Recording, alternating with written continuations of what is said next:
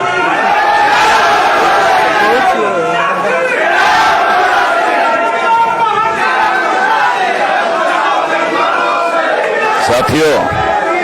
समय का अभाव होने की वजह से आप जिंदाबाद के नारे थोड़ा कम कर दीजिए। सरकार और बीजेपी के लोग हमारी मुर्दाबाद कर रहे हैं। आप केवल जिंदाबाद करने से काम नहीं चलेगा, लड़ाई लड़ना होगा। लड़ाई लड़े बगैर हमारा जिंदाबाद नहीं होने वाला, केवल आवाज करने से काम नहीं होने वाला। देखिए, मैं दो तीन बातें ही, बहुत सारी बातें आप लोगों के सामने आ गई है, दो तीन बातें ही कहना चाहता हूं। सबसे पहले तो हम लोग यहां हिंदूवादियों से या हिंदुत्ववादियों से विरोध कर रहे हैं और बार बार हिंदुस्तान कह रहे हैं। संविधान में हिंदुस्तान ना होने के बावजूद भी हिंदुस्तान कह रहे हैं और इनडायरेक्ट में हम जो लोग इस देश को हिंदू राष्ट्र बनाना चाहते हैं उनमें इनडायरेक्टली हम भी योगदान कर रहे हैं। तो शब्दों के बारे में हम लोगों को थोड़ा सतर्क रहना चाहिए। अगर हम शब्दों के बारे में सतर्क नहीं रहेंगे तो फिर हमारे अंदर गंभीरता कहां से आएगी। आखिर अभिव्यक्ति की आजादी जो है शब्दों के बारे में ही तो अभिव्यक्त होती है। अगर हम शब्दों के सही उपयोग करने का हुनर नहीं सीख लेंगे तो फिर हम लोग अपनी वास्तविक विचारधारा सही तरीके से अभिव्यक्त नहीं कर सकते। ये ध्यान रखना होगा। दूसरी बात मैं कहना चाहता हूं कि ये जो 10% आरक्षण का जो मुद्दा है ये राजनीतिक बात है, क्योंकि इसको आर्थिक आधार पर दी गई, ये दी गई, वो दी गई, अनकॉन्स्टिट्यूशनल है। ये तो सारी बातें मीडिया में चर्चा हो चुकी है, मगर ये राजनीतिक मुद्दा है, ये राजनीतिक एजेंडा है। नरेंद्र मोदी को सवर्णों के या ಇನ್ನಷ್ಟು ಹೆಚ್ಚಿನ ಮಾಹಿತಿಗಳಿಗಾಗಿ ನಮ್ಮ ಚಾನೆಲ್ನ ಸಬ್ಸ್ಕ್ರೈಬ್ ಮಾಡಿ, ಲೈಕ್ ಮಾಡಿ, ಶೇರ್ ಮಾಡಿ। ब्राह्मणों के या ऊंचे जाति के गरीबों के प्रति सहानुभूति है, इसलिए ये मामला नहीं आया है। ये 2019 के चुनाव में अपने गणित को ठीक करने का मामला है, राजनीतिक मामला है, ये राजनीतिक एजेंडा है। और यदि ये राजनीतिक एजेंडा है तो आपको 2019 के चुनाव में राजनीतिक रूप से ही उनको निपटना होगा।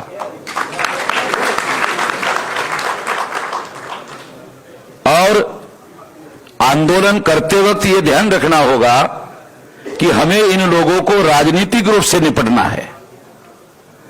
अपने लक्ष्य को सही तरीके से ध्यान रखना होगा। दूसरी बात, जो शेड्यूल कास्ट, शेड्यूल ट्राइब और बैकवर्ड क्लासेस के मेंबर पार्लियामेंट या नेता लोग हैं पार्लियामेंट में जिन्होंने इस पर ठप्पा लगाया, अगर मैदान में आप इनके विरोध में काम करना शुरू करेंगे तो लड़ाई तो हमारी आपस में हो जाएगी। तो मुझे नहीं लगता कोई समझदारी की बात हम कर रहे, भावनाओं की बातें तो कर रहे हैं, समझदारी की बातें नहीं कर रहे। अगर हमें अपने दुश्मनों से लड़ना है तो एक खबरदारी, एक पेशेंस रखना होगा कि हमारी आपस में लड़ाई नहीं होनी चाहिए। क्योंकि जिन लोगों के विरोध में आप बयानबाजी करोगे उनके भी तो समर्थक लोग हैं, वो लोग हमारे भाई है, SC ST OBC के लोग हैं। अगर आप उनके विरोध में बोलोगे तो वो सड़कों पर हमारे विरोध में खड़े हो जाएंगे, तो आपस में लड़ाई होगी। तो आप लोगों को टारगेट फिक्स करना चाहिए और जो टारगेट आप फिक्स करोगे केवल मात्र उसी के विरोध में आपको लड़ना चाहिए। हम लोग जो इधर कमेटी बनाई गई है, हमारे जैन साहब है, उस कमेटी में भी मैंने ये बात उठाई है कि उनके समझदारी से काम लेना होगा। मैदान में हमारी आपस में लड़ाई नहीं होनी चाहिए। हमें जिनको टारगेट बनाना है उन्हीं लोगों के विरोध में हमारी लड़ाई होनी चाहिए, ये बात ध्यान रखना चाहिए, अन्यथा हमारी आपस में लड़ाई होगी। मैं अनुरोध करता हूं इसके बारे में आप लोग ध्यान रखिए। हमें ज्यादा से ज्यादा अगर इन लोगों को निपटना है तो ज्यादा लोगों का समर्थन हासिल करने के बारे में सोचना चाहिए।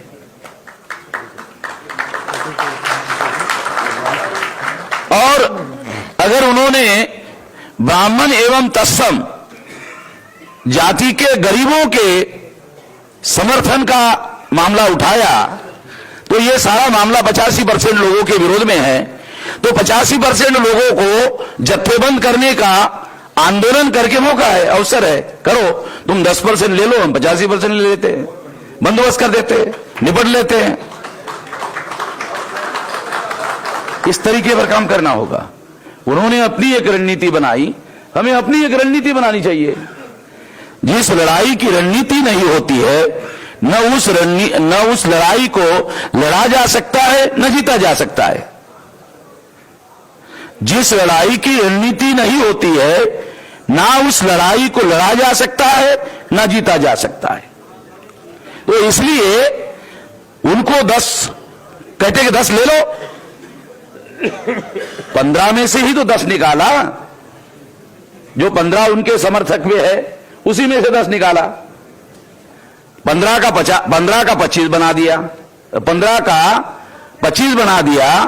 वोट करते वक्त 25 कैसे होगा? वोट करते वक्त तो 15 ही होगा, ध्यान रखो। तो इस बात को इशू बनाकर 85 को मैदान में अगर हम जत्थेबंद करते हैं और रणनीति बनाते हैं और रणनीति बनाकर काम करते हैं तो मैं ऐसा मानता हूं इनको राजनीतिक रूप से निपटना संभव होगा। इस पर काम करना चाहिए। भावावेश में, भावनाओं में बहकर मुझे लगता है फिर निपटना संभव नहीं होगा। एक बात आप ध्यान रखिए, मैं अनुरोध करता हूं आप लोगों को, हम अपने लेवल पर जब हम क्षेत्र में सारे देश भर में काम करेंगे तो हम अपने लेवल पर ध्यान रखेंगे। आप लोगों को भी अनुरोध कर रहे हैं। अब तीसरी बात मैं आप लोगों को बताना चाहता हूं, बस तीसरा ही मुद्दा, ज्यादा लंबी बात कर, बहुत सारी बातें आ गई है। वो बात यह है कि जिन लोगों को आप निपटना चाहते हैं उनके पास एक बहुत बड़ा हथियार है। वो हथियार है ईवीएम। वो हथियार ईवीएम है। और ईवीएम के बारे में मैंने सुप्रीम कोर्ट में लड़ाई लड़ी। ये सुप्रीम कोर्ट का जजमेंट जो है मेरे पास में है। अभी जो हमारे साथी कह रहे थे, ईवीएम मशीन को पेपर ट्रेल मशीन लगाने का घोटाला पकड़ने वाली मशीन है पेपर ट्रेल। ईवीएम का घोटाला पकड़ने वाली मशीन है पेपर ट्रेल। तो ये 8 अक्टूबर 2013 को सुप्रीम कोर्ट ने डिसीजन दिया, जजमेंट दिया। अभी सारे देश भर में जो चर्चा मीडिया के द्वारा कर रहे हैं, मीडिया वाला चर्चा केंद्रित कर रहा है, वो देश के लोगों को गुमराह कर रहा है कि ईवीएम हैक होती है या नहीं होती है। ईवीएम हैक होती है या नहीं होती है, मीडिया इस मुद्दे पर कॉन्सेंट्रेट कर रहा है। जबकि 8 अक्टूबर 2013 को सुप्रीम कोर्ट ने यह निर्धारित कर दिया कि ईवीएम हैक होती है। ये जजमेंट लिखा हुआ है, मेरे पास से जजमेंट ले लेना जिसको भी चाहिए। सुप्रीम कोर्ट ने यह मान लिया कि ईवीएम हैक हो सकती है। और मिला दीजिए, आप भी लिख लीजिए, इस पर मेरे पास से ले लीजिए। ज्यादा समय नहीं तो एक एक बात आपको सुप्रीम कोर्ट के जजमेंट की एक एक बात विस्तार से समझाता। जिनको ज्यादा जानकारी चाहिए मेरे यूट्यूब पर जाइए, 2-2, 3-3 घंटे का स्पीच अवेलेबल है। 8 अक्टूबर 2013 का जजमेंट है, ईवीएम हैक हो सकती है। इसीलिए सुप्रीम कोर्ट ने ईवीएम मशीन को पेपर ट्रेल मशीन लगाने का आदेश दिया और कहा केवल ईवीएम मशीन के आधार पर फ्री, फेयर एंड ट्रांसपेरेंट चुनाव नहीं हो सकता। सुप्रीम कोर्ट कह रहा है, मैं नहीं कह रहा हूं।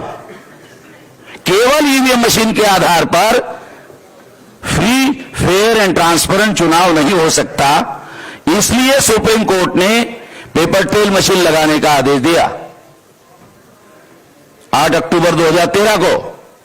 2014 के लोकसभा में चुनाव आयोग ने इसे नहीं लगाया। मैंने चुनाव आयोग को लेटर लिखकर पूछा, नहीं लगाया, कितना लगाया? तो उन्होंने लिखित जवाब दिया मुझे, मैंने सुप्रीम कोर्ट में दिया। उसका परसेंटेज निकालकर मैंने सुप्रीम कोर्ट को कहा, परसेंटेज था 0.33%। पेपर ट्रेल मशीन लगाया, मैं सुप्रीम कोर्ट में गया और 100% ईवीएम मशीन को पेपर ट्रेल मशीन लगाई जाए, इसके लिए मैंने केस दायर किया और 24 अप्रैल 2017 को सुप्रीम कोर्ट ने मेरे केस में जजमेंट दिया और 3,567 करोड़ रुपया नरेंद्र मोदी को पेपर ट्रेल मशीन खरीदने के लिए आदेश देना पड़ा, मंजूर करना पड़ा। ये मेरे केस पर नरेंद्र मोदी को 3,567 करोड़ रुपया मंजूर करना पड़ा।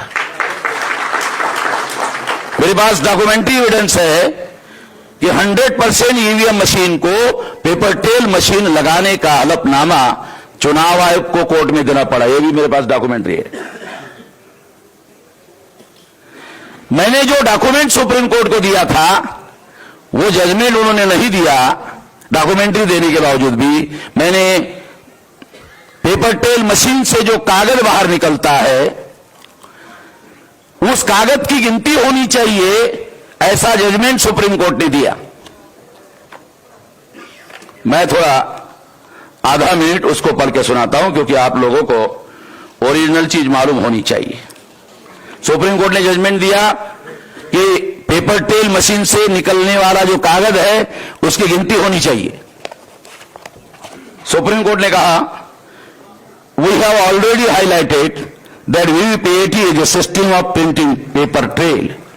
When the voter casts his vote, in addition to the electronic record of the ballot for the purpose of verification of his choice of a candidate and also for manual counting of votes in case of dispute. Manual counting of votes. Ishwariya साहब, क्योंकि आप judiciary के हैं, manual counting का order दिया है supreme court ने 8 अक्टूबर 2013 का। नहीं, मैं वही बताता हूं, आपको बताता हूं, सब बताता हूं। ये जो जजमेंट दिया सुप्रीम कोर्ट ने इन केस ऑफ डिस्प्यूट, हमने 500 जगह चुनाव आयोग के रिजल्ट के विरोध में कैंडिडेट के द्वारा एप्लीकेशन करवाया। ये सुप्रीम कोर्ट का ऑर्डर है। हमने एप्लीकेशन किया कि मैन्युअल काउंटिंग होनी चाहिए। चुनाव आयोग ने मैन्युअल काउंटिंग करने से इनकार कर दिया। उसका एविडेंस लेकर मैं सुप्रीम कोर्ट में गया। सुप्रीम कोर्ट में 18 तारीख को मेरी हियरिंग थी। सारे सबूत दे दिया, डॉक्यूमेंट्री सारे सबूत देने के बाद 18 तारीख को मेरी हियरिंग थी, जनवरी को। ये 18 को, ये कल वाली 18 जो गई, क्योंकि मैंने जो डॉक्यूमेंट दिए उसका चुनाव आयोग के पास एक भी सवाल का जवाब नहीं है। तो उनको लगा एक भी सवाल का जवाब नहीं, साला वकील कैसे भेजे? जज साहब, वकील भेजा नहीं, चुनाव आयोग ने वकील नहीं भेजा।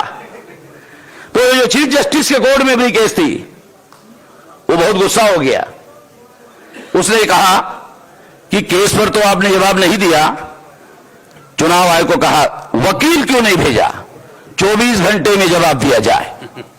और रिटर्न ऑर्डर दिया 18 तारीख को। 19 तारीख को चुनाव आयोग का वकील हाजिर हुआ।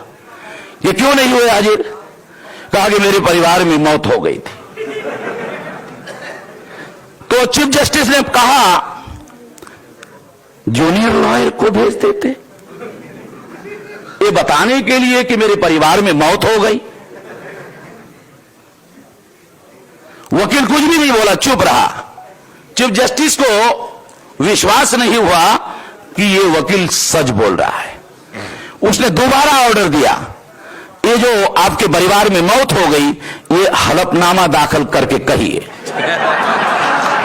जज साहब यहां है, बात मेरी समझ रहे होंगे, क्योंकि मैं जजेस को भी समझता हूं, वकीलों को भी समझता हूं, बदमाशों को बहुत अच्छी तरह से समझता हूं।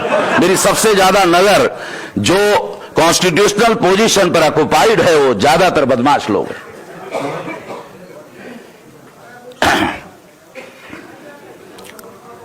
उसने एक दिन के गैप में हलफनामा दाखिल किया, वकील ने चुनाव आयोग के, और लिखा नहीं मरा नहीं, बीमार था। हो गया, झूठ हो गया, झूठ साबित हो गया। चीफ जस्टिस के कोर्ट में चुनाव आयोग का वकील झूठ बोल रहा है। क्या मतलब है इसका? मतलब है चुनाव आयोग ईवीएम के संबंध में जो देश में कॉन्स्पिरेसी हो रही है उसमें चुनाव आयोग शामिल है। सेम कहने से कुछ नहीं होगा भाई, से कुछ नहीं होगा। सुनो ध्यान से, भेजे में कुछ बातें उतरने दो।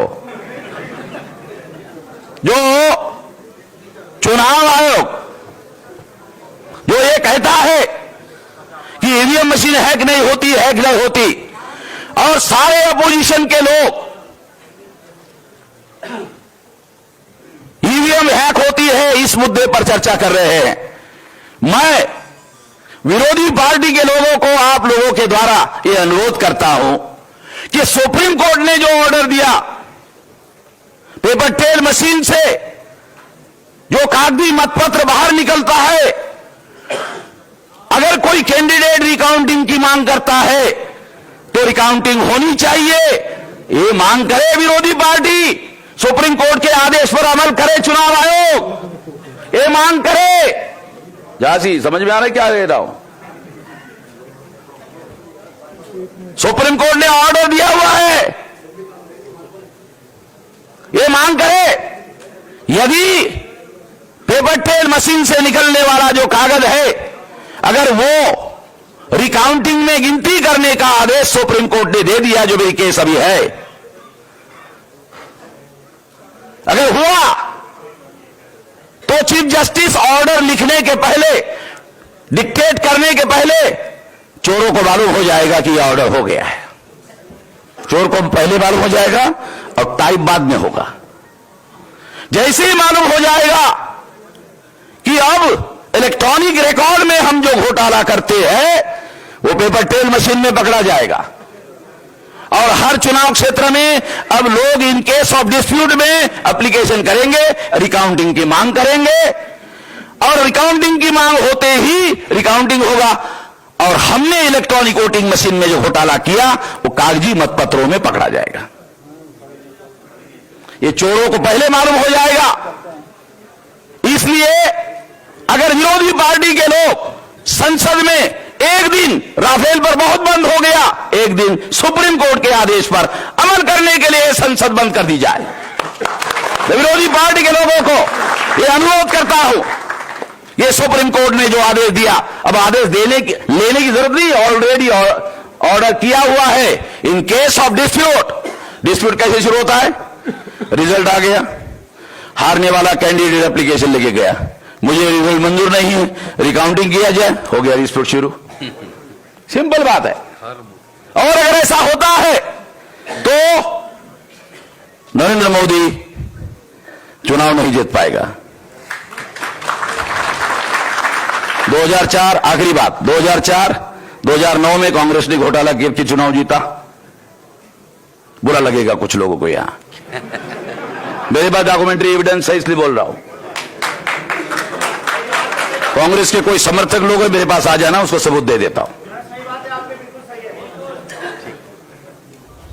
2004 यही केस सुब्रमण्यम स्वामी लेकर गया, यही केस, ये इन्होंने घोटाला किया। फिर समझौता हुआ, 2 बार तुम घोटाला करो, 2 बार हमने किया, मगर चुप रहो, बोलो मत। इसलिए मैं कह रहा हूं कि कांग्रेस के जो लोग हैं वो राफेल पर हंगामा करते हैं। ये जजमेंट भी अभिषेक मनु सिंघवी को मालूम है। अभिषेक मनु सिंघवी तो सुप्रीम कोर्ट का सीनियर मोस्ट लॉयर है भाई, उसको मालूम है। मैं ये जानता हूं, सतीश मिश्रा को भी मालूम है, मैंने खुद ही लिख के भेजा उसको कि बहन जी को दिखा देना। जो मैंने उसको लिखकर भेजा, पिछली बार राज्यसभा में जो उनका भाषण हुआ उसमें 90% बातें मेरी लिखी हुई भेजी, वो ही बोल रहे थे, लिखित है मेरे रिकॉर्ड में। तो मैं केवल इतना ही अनुरोध करता हूं कि अब आरजेडी के लोगों ने जैसे 10% पर स्टैंड लिया, वैसे सुप्रीम कोर्ट का जो आदेश है पेपर ट्रेल मशीन से निकलने वाला कागज, उसकी रिकाउंटिंग की मांग करने के बाद